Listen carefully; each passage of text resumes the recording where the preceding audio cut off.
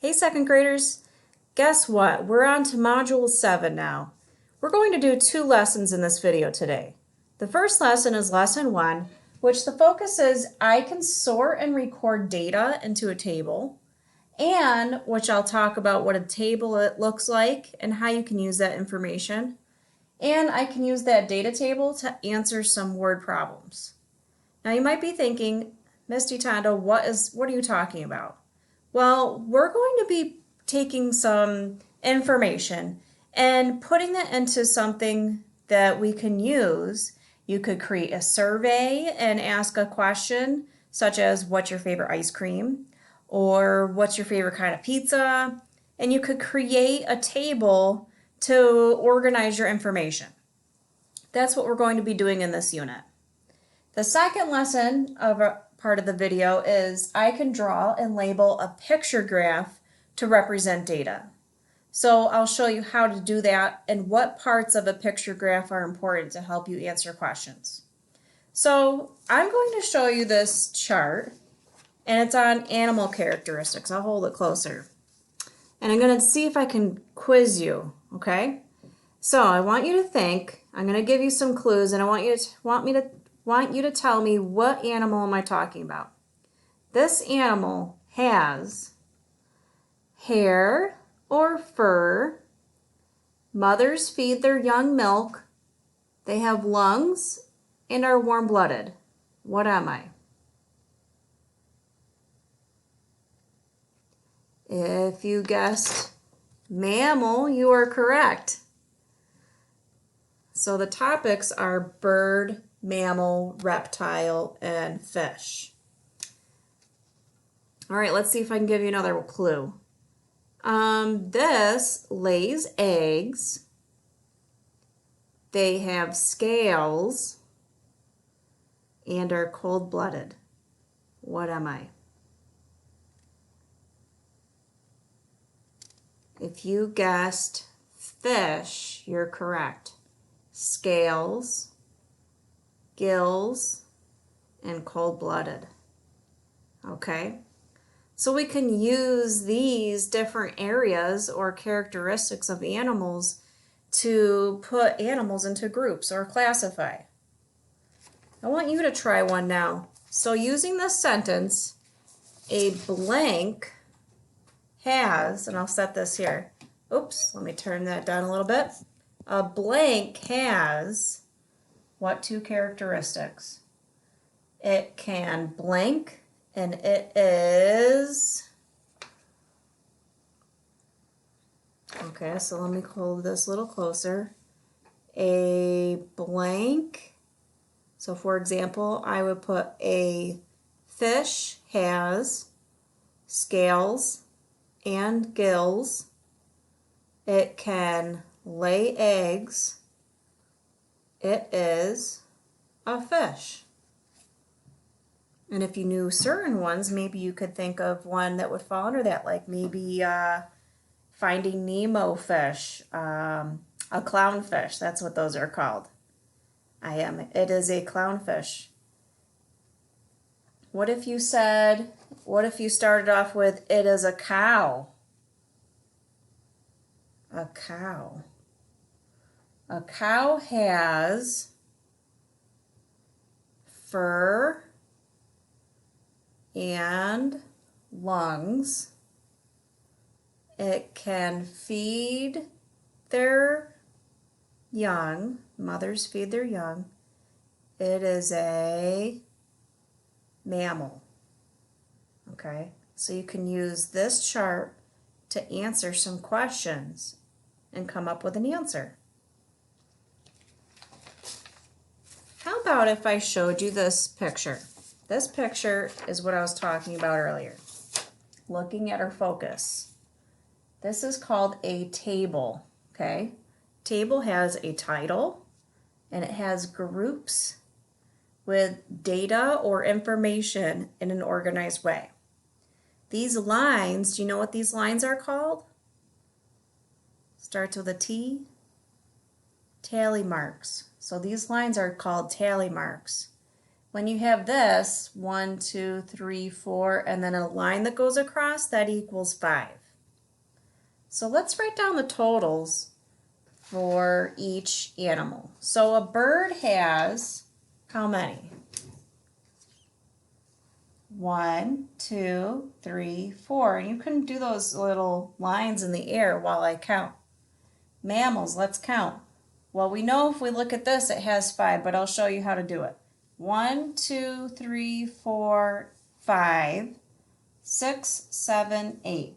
So mammals have 8 people that chose that. Reptile, 1, 2, 3, 4, 5. And a fish has 1, 2, 3. So if we took our information, if I had cut these pictures out and put them into groups, that means I had 4 bird pictures, 8 mammal pictures, 5 reptile pictures, and 3 fish pictures. If I cut these out and put them into groups. So, how many categories does this table have? How many categories? There's 4. 1, 2, 3, 4. Or 4 different groups.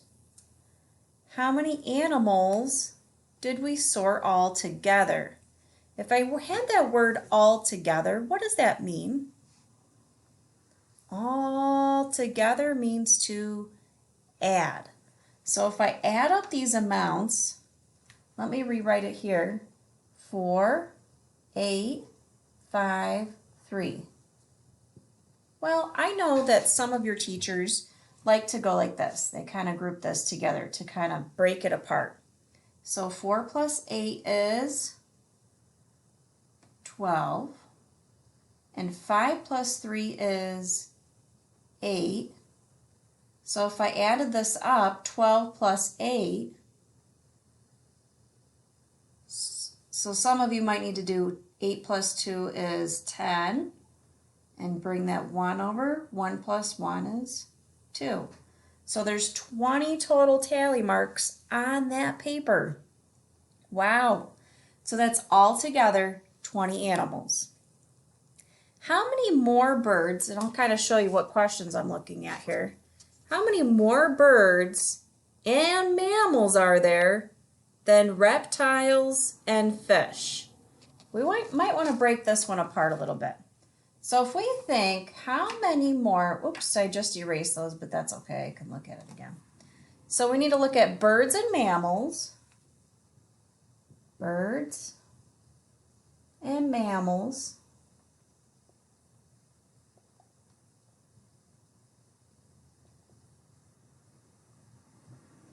Okay, let's first figure out how many birds and mammals I have. So birds has 4, mammals has 8. So if we added that, that has 12. And my second part of the question says, then there are reptiles and fish. So what 2 animals do I need to look at now? Yeah, reptiles and fish. So let's figure that out. Reptiles and fish.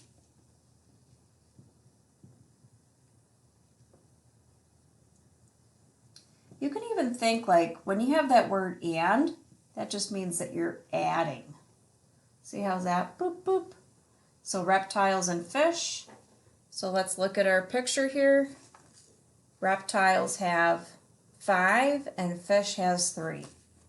So 5 plus 3 equals what? 5 plus 3, 8. Yeah. So I'm not done yet because the question says how many more birds and mammals were chosen versus reptiles and fish. What does that mean when it says how many more? How many more means to add or subtract is what you should be thinking. I'm going to subtract 12 minus 8. So what is 12 minus 8? 4. Yeah. So there were 4 more birds and mammals chosen than reptiles and fish. Okay? How would this table change if I added 4 more birds to my picture? What would happen to the total amount if I added 4 more birds? Well, we know we have 4 here, right? If I added 4 more, how many would I need? So 4, 5, 6, 7, 8, right? So 4, 1, 2, 3, 4. I did it in a different color so you knew the difference. So how many birds are there now? 8, right? 8 birds. How would that change altogether? Well, if we had 20 animals altogether, and I just added 4 more birds on there, how many do I have now altogether? 24. Very good. Okay. Let's take a look at some pictures here. We're going to make some tally marks. Okay. So if I had, you can't really see it on my picture, but I can make it up here. You have no legs, 2 legs, and 4 legs if I had these pictures here. Okay, no legs, it doesn't have any legs at all. It has 2 legs, and it has 4 legs. Holy moly. Okay, see if you can draw that out on your paper. Okay, when you're done, go ahead and put tally marks under each. So how many have no legs, how many have 2 legs, and how many have 4 legs. Go ahead and pause the video. See if you can do that. Okay, let's try it out. So no legs. Well, I have a snake here. That has no legs, so that's 1. And that's it. Every other animal on here has legs. So 1 tally mark. Okay, 2 legs. Let's see. 1, 2, 3. So those animals have 3 legs. So 1, 2, 3. We make little tally marks, right? And then 4 legs. 1, 2, 3. Oh, I forgot I'm doing tally marks. 1, 2, 3.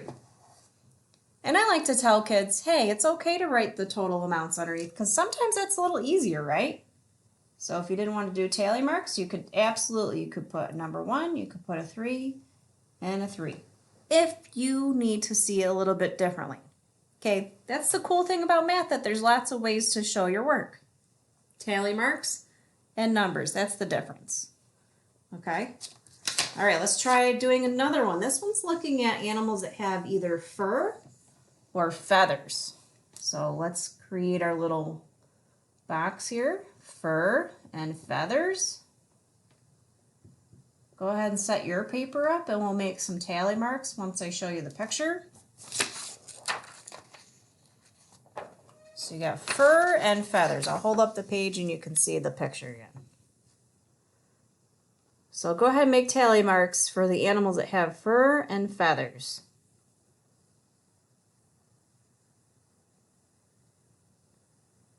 Okay, here we go. All right, well, instead of counting, right, you could also kind of just do a little check and see. So the crow, that has feathers. This wolf. A rabbit, that has fur. Owl. A panda. A bird. And a tiger. He's got fur. All right, so how many fur? There's 4 animals that have fur. And how many animals that have feathers? 3, right. So you can either, again, do the tally marks, you could write the numbers, or you could do both. Sometimes it helps to see it.